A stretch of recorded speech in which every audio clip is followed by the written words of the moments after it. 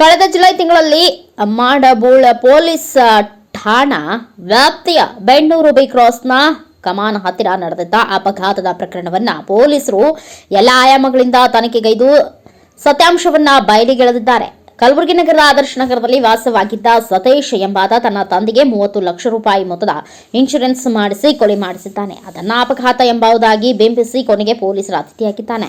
ಹೀಗೆ ಇನ್ಶೂರೆನ್ಸ್ ಮಾಡಿಸುವಂತೆ ಸಲಹೆ ನೀಡಿ ಈತನ ಕಾರ್ಯಕ್ಕೆ ಜೋಡಿಸಿದ ಇತರ ಮೂವರನ್ನ ಕಲಬುರಗಿ ಜಿಲ್ಲಾ ಪೊಲೀಸರು ಬಂಧಿಸಿದ್ದಾರೆ. ಕಳೆದ ಜುಲೈ ತಿಂಗಳಲ್ಲಿ ಮಾಡಬೂಳ್ ಪೊಲೀಸ್ ಠಾಣಾ ವ್ಯಾಪ್ತಿಯ ಬೆಣ್ಣೂರು ಬಿ ಕ್ರಾಸ್ನ ಕಮಾನ್ ಹತ್ತಿರ ನಡೆದಿದ್ದ ಅಪಘಾತದ ಪ್ರಕರಣವನ್ನ ಪೊಲೀಸರು ಎಲ್ಲಾ ಆಯಾಮಗಳಿಂದ ತನಿಖೆಗೈದು ಸತ್ಯಾಂಶವನ್ನ ಬಯಲಿಗೆಳೆದಿದ್ದಾರೆ. Mallikarjun Sangolgi, NKS TV4 news, Kalaburagi.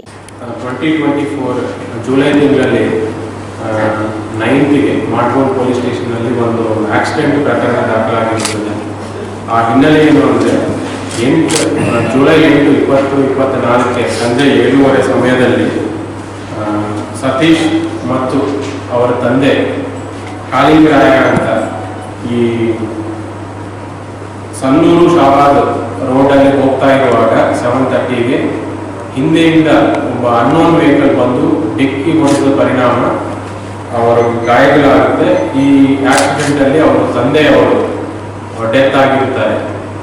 ಅವರು ಯಾಕೆ ಅವ್ರದ್ದು ವಿಳಾಸ ಬಂದು ಆದರ್ಶ ನಗರ, ಕಲಬುರಗಿ ನಗರದಲ್ಲಿ ಆದರ್ಶ ನಗರದಲ್ಲಿ ವಾಸ ಇರುತ್ತೆ. ಬಟ್ ಅವರು ಒಬ್ಬರ ಕಡೆ ಸಾಲ ಪಡೆಯಬೇಕು ಅಂತ ಸನ್ನೂರು ಕ್ರಾಸಿಂದ ಶಾಬಾದ್ ಕಡೆ ಹೋಗ್ತಿರುವಾಗ ಬೆಣ್ಣೂರು ಕ್ರಾಸ್ ಕಡೆ ಆಕ್ಸಿಡೆಂಟ್ ಆಗುತ್ತೆ ಕಮಾನ್ ಕಡೆ. ಈ ಇನ್ಸಿಡೆಂಟ್ ಬಗ್ಗೆ ಅವ್ರ ಮಗ ಯಾರು ಡೆತ್ ಆಗಿರ್ತಾರೋ ಕಾಲಿಂಗರಾಯ, ಅವ್ರ ಮಗ ಸತೀಶ್ ಅನ್ನೋರು ದೂರಿನ ಮೇಲೆಗೆ ನಾವು ಆಕ್ಸಿಡೆಂಟ್ ಪ್ರಕರಣ ದಾಖಲಿಸಿಕೊಂಡು ತನಿಖೆ ಕೈಗೊಂಡಿರುತ್ತೇವೆ.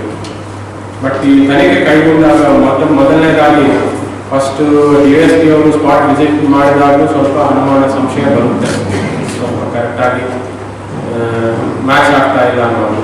ಅದೇ ರೀತಿಯಿಂದಲೂ ಫಿರ್ಯಾದಿದಾರರಿಗೆ ತನಿಖಾಧಿಕಾರಿಗಳು ಕೆಲವೊಂದು ಕ್ವಶನ್ಸ್ ಕೇಳಿದಾಗ ಅವ್ರ ಕಡೆಯೂ ಸರಿಯಾಗಿ ಉತ್ತರ ಬರಲಿಲ್ಲ. ಅಂದರೆ ತಾವು ಸಾಲ ಪಡೆಯಲಿಕ್ಕೆ ಎಲ್ಲಿಗೆ ಹೋಗ್ತಿದ್ದೀರಾ, ಯಾರ ಕಡೆಗೆ ಹೋಗ್ತಿದ್ದೀರಾ ಅನ್ನೋದು ಕೇಳಿದಾಗ ಅವ್ರ ಕಡೆಯಿಂದ ನಮಗೆ ಸ್ಪಷ್ಟವಾದಂಥ ಮಾಹಿತಿ ಬಂದಿರುವುದಿಲ್ಲ.